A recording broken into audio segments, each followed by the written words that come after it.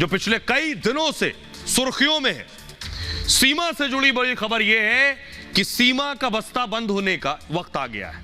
Back pack की तैयारी हो गई है सीमा की, कम दिन बचे हैं सीमा और सचिन के पास।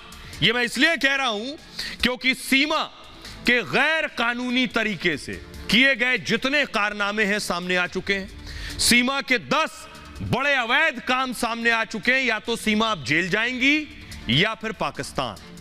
देखिए रिपोर्ट।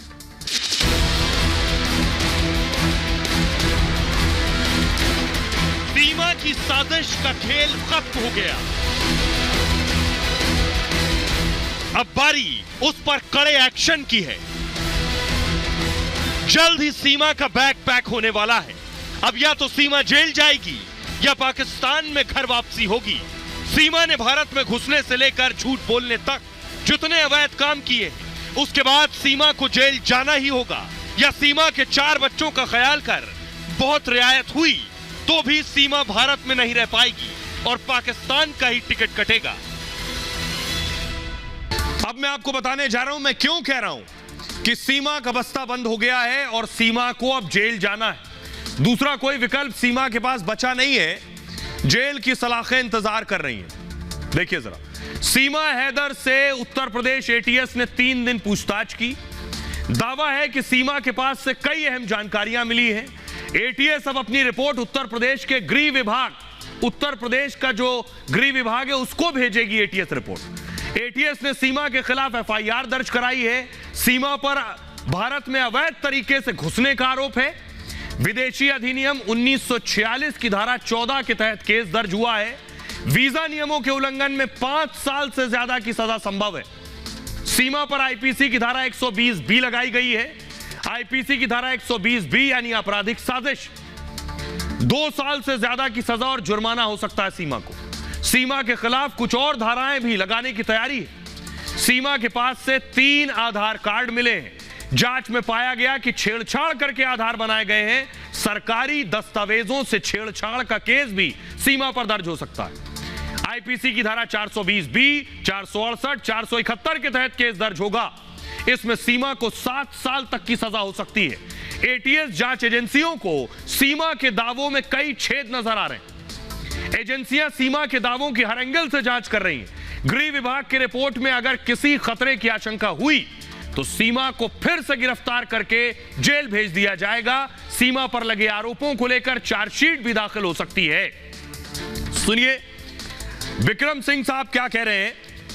विक्रम सिंह साहब, एक्स डीजीपी विक्रम सिंह का कहना है कि सीमा को जेल जाने से कोई नहीं रोक सकता, कुछ और धाराएं जोड़ी जा सकती हैं। सीमा हैदर पर वैसे ही धारा 14 फॉरेनर्स एक्ट, धारा 2, 3, 4 पासपोर्ट्स एक्ट और इसके अलावा धारा 34 एवं 120 बी आईपीसी के अपराध पंजीकृत हो चुके हैं।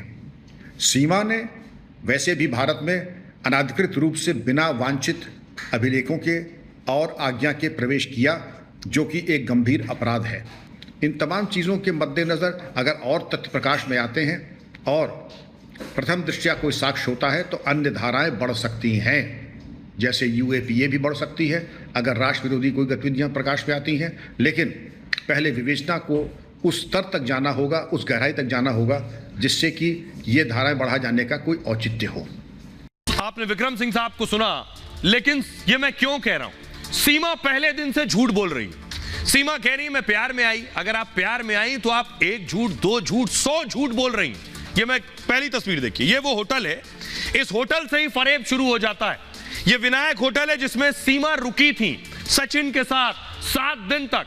लेकिन जानकर ताज्जुब होगा, भारत में आकर झूठ बोल रही थी, नेपाल में भी झूठ बोल रहे थे ये दोनों। अगली तस्वीर दिखाइए, ये वो रजिस्टर है जिसमें ये देख रहे हैं नाम शशांक नाम लिखा है, इंडिया देख रहे हैं, शिवांग नाम लिखा है, शिवांग नाम लिखा है, नाम है सचिन और गलत नाम लिखवाया होटल के रजिस्टर पे। क्यों?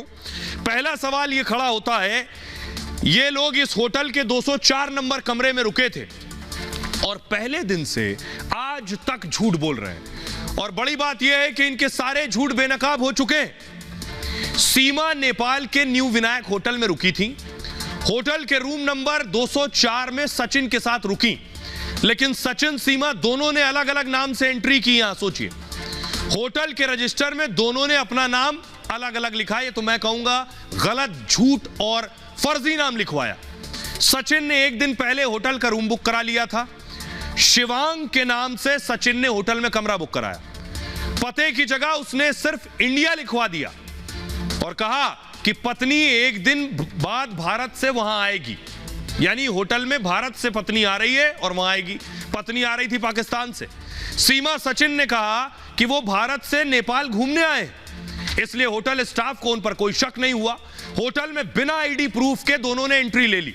इसके बाद सीमा सचिन ने होटल में भी कई रील बनाई। दोनों 7 दिन होटल में रुके और काठमांडू में कई जगह घूमे। होटल स्टाफ का दावा यह है कि दोनों के साथ बच्चे नहीं थे। होटल का कमरा नंबर 204 काफी छोटा है। वहां एक शीशा और एक छोटा डबल बेड है, यानी कमरे में एक साथ 2 लोग ही रह सकते हैं। होटल के एक दिन का किराया 500 रुपए था। जिस होटल में सीमा सचिन रुके वहां सीसीटीवी नहीं लगा हुआ था।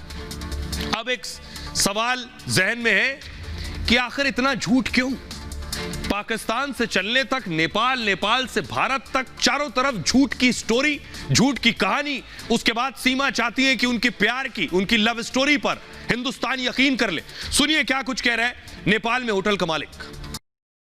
वो लोग लग रहे थे ऐसा नई नई शादीशुदा जैसे लग रहा था। ऐसा अच्छा, कुछ डिफरेंट कुछ नहीं था ऐसा। बच्चे साथ में थे उनके?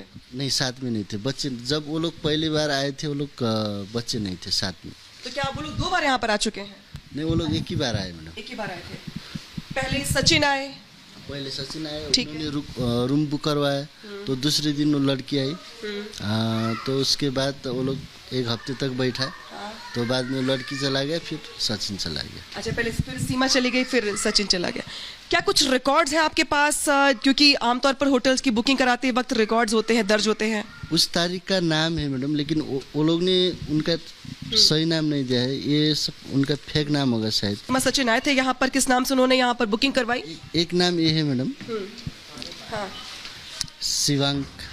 शिवांग है। शिवांग। शिवांग। शिवांग नाम बताया सचिन ने अपना।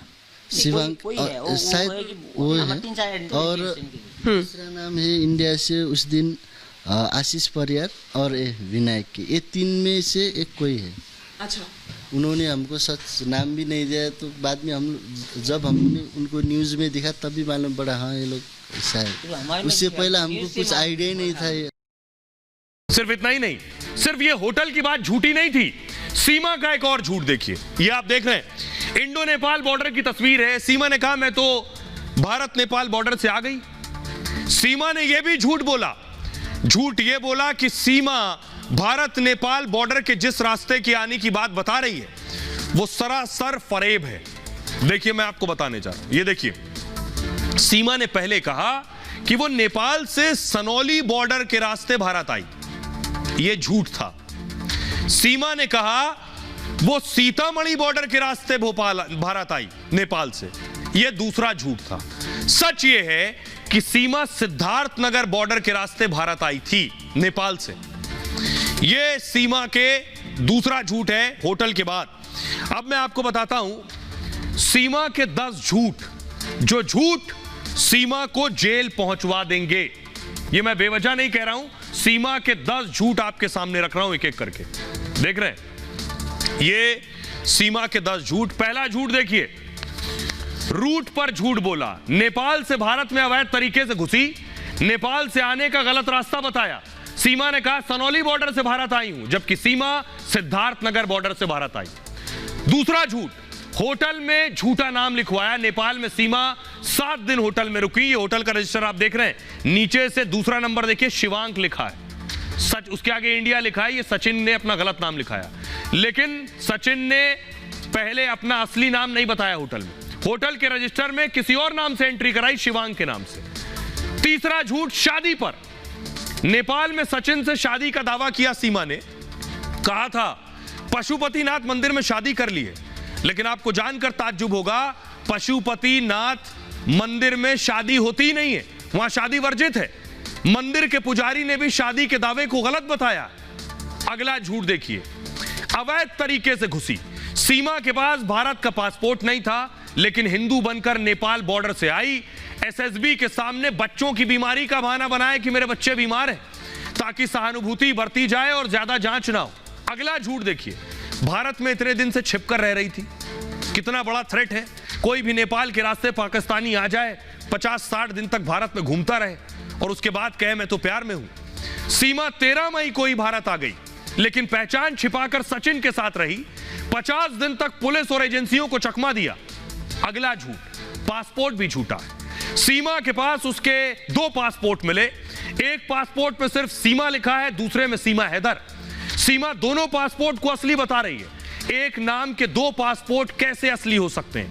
एक और झूठ, आधार भी झूठा है। सीमा के पास 3 आधार कार्ड मिले। इसमें सचिन को उसका पति बताया गया। फर्जी बनवाए इस आधार कार्ड पर जांच चल रही। पाकिस्तान के पहचान पत्र में सीमा का पति है हैदर।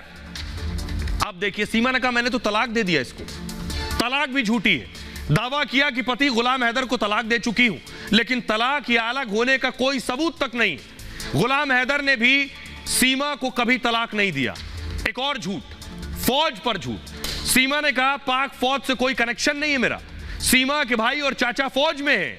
और ताज्जुब की बात यह कि सीमा कह रही है कि तो मैं आईएसआई को जानती नहीं, ये कौन सी बला है, मैंने कभी नाम ही नहीं सुना। एक और झूठ, उम्र पर भी झूठ। सीमा अपनी उम्र खुद 27 साल बताती है। दस्तावेज में अलग अलग उम्र है, कई बार मैंने आपको दिखाया। एक दस्तावेज में 21 साल उम्र है, दूसरे हलफनामे में 29 साल उम्र है। उम्र को लेकर भी झूठ। तो सीमा के 10 बड़े झूठ हैं जो सीमा को किसी भी कीमत में, हर हाल में जेल पहुंचा कर ही दम लेंगे। अब सीमा का एक और फरेब में जिसकी पोल खोलने जा रहा हूं। सीमा को कई बार आपने मीडिया कैमरों के सामने सुना होगा कि मेरी शादी तो नेपाल में हो गई थी सचिन के साथ, पशुपतिनाथ मंदिर में। पशुपतिनाथ के पुजारी जी को सुनिए, वो बता रहे हैं कि यहां तो शादी नहीं होती, मार्च में कोई शादी नहीं हुई, यहां तो शादी वर्जित है। सुनिए। इनके रूप आकृति दिखने से तो देखा हुआ जैसा लग रहा है, पर यहाँ हमारे पास में आकर के कोई पूजा पाठ इन्होंने नहीं करवाया। ये नहीं आई। वैसे चेहरा दिखने से इसी रास्ते से गुजरा हुआ जैसा कोई लगती तो है, देखने में ऐसा तो एहसास होता है, पर यहाँ हमारे पास में नहीं आई। वैसे मंदिर में तो हर दिन की करते हैं, वैसे लव स्टोरी हो करके स्वयं विधि से करने के लिए गुह्येश्वरी गुह्य काली मंदिर में आकर के जो है दोनों विवाह का प्रपोज होने पर जो है स्वयंवर विधि से करते हैं। 8 प्रकार की विवाह हमारे शास्त्रों में निर्दिष्ट है। अब आपको बताता हूं, सीमा जिस रास्ते से भारत आई, ये कोई आम रूट नहीं है। ये वो रूट है जहां से तस्करी होती है, ड्रग्स तस्करी, मानव तस्करी, उस रूट से सीमा आई है। अब मैं आपको दिखा रहा हूं, देखिए रूट। सीमा हैदर नेपाल से भारत कैसे आई? किसने सीमा की भारत में एंट्री कराई है? सुरक्षा एजेंसियां इसको लेकर जांच कर रही हैं। कहा यह जा रहा है कि मानव तस्करों ने सीमा की एंट्री कराई है। भारत नेपाल बॉर्डर पर कई ऐसे गैंग सक्रिय है जो पैसा लेकर कुछ भी करते हैं, जो 20 से 25 हजार रुपए में कुछ घंटों में एंट्री करा देते हैं। दावा है कि गैंग भारत में प्रवेश से पहले ट्रेनिंग देता है। ये हिंदी भाषा के साथ साथ पहनावे की ट्रेनिंग दी जाती है। दावा है सीमा ने भारत में एंट्री के वक्त साड़ी पहनी थी और भारत के गांव की महिला की तरह पेश आ रही थी। सीमा के बच्चों को भी हिंदी बोलने की ट्रेनिंग दी गई। गैंग ने सीमा को पहले से हिदायत दे दी थी कि सीमा सुरक्षा बल जब सवाल करेगा तो क्या क्या जवाब देना है। सीमा ने कहा कि बच्चे के इलाज के लिए दिल्ली जाना है। भारत नेपाल के बॉर्डर पर खुली सीमा है। इस रूट से ड्रग्स तस्करी की खबरें भी आती हैं। इसको रोकने के लिए एजेंसियां अलर्ट हो गई हैं। और सवाल यह है, डरा देने वाली खबर यह है कि इस रूट का इस्तेमाल नकली करेंसी वाले भी करते हैं, ड्रग्स तस्कर भी करते हैं, मानव तस्कर भी करते हैं। इसलिए सवाल खड़ा हो रहा है, सीमा ने ये इतना बड़ा अवैध काम किया है जिसके लिए बड़ी सजा मिलनी चाहिए। सुनिए जरा क्या कुछ कह रहे हैं मेजर जनरल के सिन्हा। देखिए, जो सीमा हैदर का केस आया है जिसमें उसका नेपाल से भारत आना और नोएडा की में पहुंचना, वो जो रास्ता है वो सबसे ही एक वल्नरेबल रास्ता है और बहुत चिंता का विषय है। और क्योंकि ये रास्ता लैंड रूट है, जो ये कहा जाता है जिस रास्ते वो आई है और उसमें अभी तो वो सामने आता है, कभी गोरखपुर की बात होती है तो कभी सीतामढ़ी के रास्ते आती है। सीतामढ़ी आप यदि देखें तो बिहार से लगता हुआ इलाका है, जब हम गोरखपुर देखते हैं तो वो यूपी से लगता हुआ है। इसी तरह छत्तीसगढ़ से भी ये पोरस बॉर्डर है और इस बॉर्डर से बहुत, क्योंकि ओपन है और हमारे अरेंजमेंट है जो नेपाल के साथ में कि एब्सोल्युटली ओपन है, आपका एक दूसरे के इलाके में आना जाना, खास करके जो तराई का रीजन हम कहते हैं उसमें एब्सोल्युटली अनचेक्ड है। और ये आज नहीं, कितने सारे चीज़ों का ये इल्लीगल जो चीज़ें होती हैं तो इन रास्तों से ही होती है। अब सवाल ये है कि सीमा के पास एक तो जेल जाना तय है। अगर बहुत ज्यादा मानवीय आधार पर सीमा को देखा गया, क्योंकि 4 बच्चे भी हैं सीमा के, भारत हमेशा मानवीय आधार को आगे रखता है, उसे जहन में रखा गया तो सीमा की वापसी तय। ये देख रहे हैं, ये वाघा अटारी बॉर्डर है, सीमा जाएगी पाकिस्तान। बैग पैक करके भारतीय एजेंसियां सीमा को वाघा अटारी से वो पार करवा देंगी। अब मैं आपको बताता हूं उसका तरीका क्या है, कैसे सीमा को भारत में रहने नहीं दिया जाएगा। कोई भी शख्स क्या ऐसे हिंदुस्तान में आ सकता है सिर्फ ये कहकर कि मुझे प्यार हो गया इसलिए मैं हिंदुस्तान आ गया अवैध तरीके से? क्या कोई दुनिया के किसी और देश जा सकता है सिर्फ प्यार के नाम पर? देखिए सीमा के साथ क्या होगा। एटीएस ने अपनी जांच पूरी कर ली है और अब जल्द ही रिपोर्ट सरकार को भेजेगी, एंटी टेररिस्ट स्क्वाड। इसके बाद गृह विभाग फैसला करेगा करना क्या है, सीमा को पाकिस्तान भेजा जाएगा या नहीं। हालांकि पुलिस की तरफ से तैयारी पूरी है। पुलिस के स्पेशल एडीजी ने इस बात की पुष्टि की है, कहा पाकिस्तान भेजने की कानूनी कार्रवाई चल रही है, यानी सीमा को पाकिस्तान जाना तय है। भारत में रुकना है तो नागरिकता के लिए आवेदन करना होगा। इसके बाद नागरिकता पर फैसला केंद्र सरकार लेगी। नागरिकता देना या नहीं देना केंद्र का विशेषाधिकार है। राष्ट्रीय सुरक्षा और मानवाधिकार पर फैसला लिया जाता है। हालांकि अवैध प्रवासी को नागरिकता मिलना मुश्किल है और सीमा अवैध प्रवासी है। अवैध प्रवासी मतलब बिना पासपोर्ट वीजा रहने वाला। सीमा की गिरफ्तारी अवैध प्रवासी के रूप में हुई है। ऐसे में सीमा का पाकिस्तान भेजा जाना तय है लगभग, और यही रास्ता है, यही गेट खुलता है। बीएसएफ की टीम गेट खोलती है और उस पार करा देती है। अब सुनिए जरा क्या कुछ कह रहे हैं संजय निषाद और एडीजी प्रशांत कुमार। कोई भी व्यक्ति अगर पाकिस्तान का भारत में आता है तो मेरा एक ही राय है, उसे पाकिस्तान भेज देना चाहिए। हम तो रहते तो उस समय जब पाकिस्तान भारत का बंटवारा हुआ था तो सबको मैं पाकिस्तान भेज देता। अब फ्री में भारत आराम से रहता, ये बीमारी नहीं रहती आज के दिन में। तब जांच एजेंसी है, लोकतंत्र में संविधान है और जांच एजेंसी में जो भी मामला सामने आएगा और जांच की प्रक्रिया, चूँकि न्यायपालिका जहाँ बनी हो, विधायिका बनी हो, कार्यपालिका बनी हो, तो सभी स्वतंत्र है। अब जांच एजेंसी चल रही है। अभी इतनी जल्दी ये मामला 2 राष्ट्रों के बीच जुड़ा हुआ है, इसमें जब तक पर्याप्त साक्ष्य नहीं मिल जाते कुछ भी कहना उचित नहीं। जब एक बार वो जेल जा चुकी है उसके बाद बेल पे है, अब उसके बाहर भेजने की जो विधिक प्रक्रिया है उस हिसाब से कार्रवाई चल रही है। क्या बाहर भेजा जाएगा सर?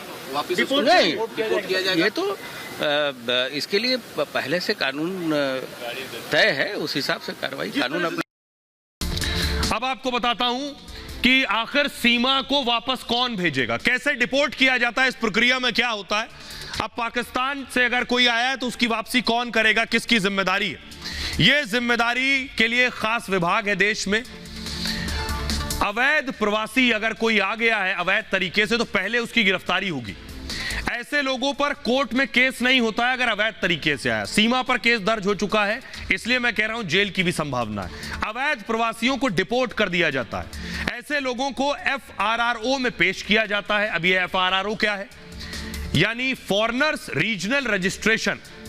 इसके बाद आरोपी डिटेंशन सेंटर भेज दिया जाता है। डिटेंशन सेंटर यानी हिरासत में रखा जाता है। करीब 15 से 20 दिन तक डिटेंशन सेंटर में रखा जाता है। इस दौरान डिपोर्ट करने की प्रक्रिया और कार्रवाई चलती रहती है।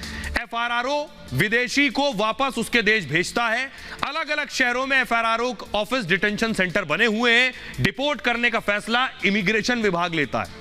गृह मंत्रालय के अंतर्गत आता है इमिग्रेशन विभाग। ATS ने रिपोर्ट गृह मंत्रालय को भेजी है।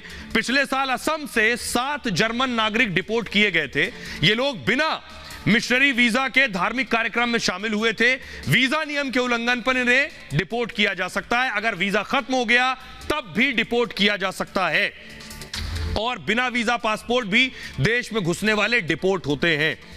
सुनिए जरा, सीमा के भारत आने के बाद यहां जो कुछ चल रहा है उसके बाद पाकिस्तान के लोग क्या कह रहे हैं। सबसे पहली बात ये कि जो उसका एक्सेंट है, पति, पत्नी, भैया, दीदी, साफ पता चल रहा है कि वो भारत की रहने वाली है एंड उसका पाकिस्तान से कोई लिंक नहीं है। मतलब ये कि अगर वो 20 साल की है तो 12 साल की उम्र में उसकी शादी हो गई थी और अब वो जो है वो 20 साल की उम्र में उसके 4 बच्चे हैं। अनएक्सपेक्टेड चीज़ें जो है वो सामने आ रही हैं। पाकिस्तानी नहीं है और हमारा इसमें भाई कोई लेना देना नहीं है। साफ पता चल रहा है वो इंडिया की है। मुझे तो समझ नहीं आ रही क्या कहानी चली। पहले वो कह रहे हैं खुद ही मुसलमान है, खुद ही उसको कह रहे हैं इंडियन है ये, फिर वो इंडियन की जासूस है, फिर उसके बाद ये पाकिस्तान का उन्होंने कह दिया।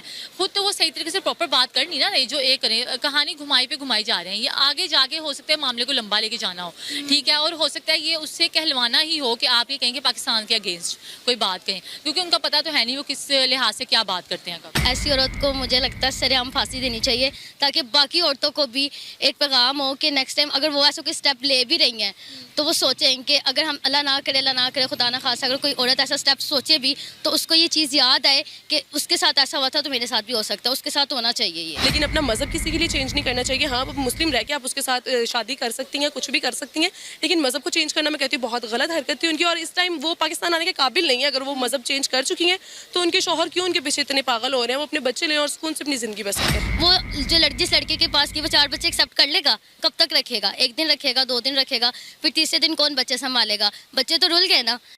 आइए, लेकिन ये पहला नहीं है वाकया। मैं आपको बताऊं, सीमा को जिस तरह से भेजा जा रहा है इससे पहले कई और पाकिस्तानी आई हैं यहां जिनको वापस भेज दिया गया है उनके मुल्क। इसलिए अगर सीमा को वापस भेजा जाए तो ये कोई एक पहला मामला नहीं होगा। इससे पहले देखिए किन किन के बैग पैक किए गए हैं और वापस भेजा गया है। कई नाम है। पहला नाम इकरा जीवानी। सीमा की तरह इकरा भी पाकिस्तान से आई। ऑनलाइन लूडो के जरिए मुलायम से जुड़ी थी। मुलायम लड़के का नाम है। लूडो खेलते खेलते इकरा को प्यार हो गया। इकरा पाकिस्तान के हैदराबाद की रहने वाली थी। पाकिस्तान में स्कूल से निकली और सीधे भारत आ गई। दुबई काठमांडू के रास्ते इकरा पाकिस्तान से भारत आई। मुलायम यादव इकरा को लेने के लिए नेपाल गए। नेपाल में ही मुलायम ने इकरा के साथ शादी कर ली और 1 हफ्ते बाद सीमा पार करके दोनों बेंगलुरु पहुंच गए। फर्जी आधार कार्ड पर इकरा भारत में रहने लगी। जब जांच हुई तो मुलायम यादव पर केस दर्ज हुआ। इकरा को पाकिस्तान वापस भेजा गया। दूसरी नजीर है जूली। फेसबुक पर उत्तर प्रदेश के लड़के से प्यार हुआ। बांग्लादेश से यूपी के मुरादाबाद पहुंची। जूली अपने साथ 11 साल की बेटी भी लाई। प्रेमी अजय के साथ हिंदू रीति रिवाज से शादी की। भारत में जूली ने हिंदू धर्म भी अपना लिया। कुछ समय बाद अजय को साथ बांग्लादेश ले गई। बांग्लादेश से अजय का फोटो परिजनों को भेजा। तस्वीर में अजय खून से लथपथ नजर आ रहा। परिजनों ने पुलिस से मदद मांगी और जांच जारी है। एक और नाम है सपला। बांग्लादेशी सपला ऑनलाइन बंगाल के युवक से जुड़ी। ऑनलाइन ही सपला को भारतीय युवक से प्यार हो गया। बांग्लादेश की सीमा पार करके सपला भारत में घुस आई। प्रेमी के साथ 2.5 महीने तक बंगाल के सिलीगुड़ी में रुकी। इसके बाद सपला की अवैध घुसपैठ के आरोप में गिरफ्तारी हुई। बांग्लादेशी सपला को अदालत ने जेल भेज दिया। सपला के प्रेमी की पुलिस अभी भी तलाश कर रही है। अब आपको दिखाता हूं कि आखिर सीमा को तो भारत अगर वापस भेजेगा तो यह अपने आप में एक नजीर होगी, लेकिन भारत से हामिद भी गए थे। हामिद को पाकिस्तान ने ऐसा प्रताड़ित किया, उत्पीड़न दिया कि हामिद के शरीर पर कीड़े पड़ गए थे। हामिद भी इश्क में गए थे। हामिद के साथ क्या हुआ? जैसे सीमा भारत आई वैसे हामिद पाकिस्तान पहुंचे। हामिद को पाकिस्तानी लड़की से प्यार हुआ। 2012 में फेसबुक पर हामिद को मोहब्बत हुई। हामिद निहाल अंसारी मुंबई के रहने वाले थे। हामिद को लड़की ने बताया कि शादी होने वाली है। घर वाले पाकिस्तान में जबरन शादी कर रहे हैं। पाकिस्तानी लड़की ने हामिद से मदद मांगी। इस पर हामिद ने पाकिस्तान जाने का प्लान बनाया। हामिद वीजा चाहते थे लेकिन कुछ पाकिस्तानी मिले। उन लोगों ने दोस्त बनकर मदद का भरोसा दिया, तुम्हारी मदद कर देंगे। हामिद ने कहा हम आपको पाकिस्तान भेज देंगे। हामिद से इन लोगों ने कहा। इसके बाद हामिद भारत से पाकिस्तान पहुंच गया। अफगानिस्तान के रास्ते इन लोगों ने पाकिस्तान में एंट्री करा दी हामिद की। पाकिस्तान में घुसते ही हामिद पकड़ लिया गया। हिंदुस्तानी नागरिक था, प्यार में गया था अफगानिस्तान के रास्ते। खैबर पख्तूनख्वा से हामिद अंसारी की गिरफ्तारी हुई। पाकिस्तान में हामिद पर जासूसी का आरोप लगा। मिलिट्री कोर्ट ने हामिद को पेशावर जेल भेज दिया। हामिद जेल गए तो लड़की ने रिलेशनशिप कबूल कर ली, लेकिन इसके बाद भी हामिद को बख्शा नहीं गया। जेल में हामिद के साथ जानवरों जैसा बर्ताव किया गया। 3 साल तक हामिद को दिन रात का पता तक नहीं चला। 3 साल जेल रहे। जिस सेल में हामिद था वह हमेशा अंधेरा रहता था। 3 साल तक हामिद को अंडरग्राउंड सेल में रखा गया। दिन में सिर्फ एक बार वॉशरूम जाने की इजाजत थी। 1 मिनट से ज्यादा वॉशरूम में रुक नहीं सकते थे और जेल में खाना सिर्फ जिंदा रहने भर का दिया गया। गर्मियों तक में नहाने की इजाजत नहीं दी जाती थी। जेल में हामिद के शरीर में कीड़े पड़ गए। हामिद को जेल में बेरहमी से टॉर्चर किया जाता था। इतना टॉर्चर कि उनकी बाईं आंख तक खराब हो गई। जेल में 3rd डिग्री से हामिद को खून की उल्टी होती थी। पेशावर जेल में 2 बार हामिद पर जानलेवा हमला हुआ। घर वालों को 14 महीने तक हामिद का कुछ पता नहीं था। 14 महीने बाद पाकिस्तान ने बताया हामिद जेल में बंद है। हामिद के माता पिता को पाकिस्तान ने उसके बाद खबर दी। भारत ने पाक से 96 बार हामिद को काउंसलर एक्सेस मांगा। 56 बार तो भारत की तरफ से लिखित मांग की गई। तमाम कोशिशों के बाद हामिद की जेल से रिहाई हुई। 6 साल के बाद हामिद पाकिस्तान जेल से आजाद हुए। 2018 में पाकिस्तान से हामिद की वतन वापसी हुई। हामिद ने खुद इंटरव्यू में प्रताड़ना की आप बीती बताई। ये नजीर हामिद की है जो पाकिस्तान में फंसा था। एक नजीर सीमा की आपके सामने।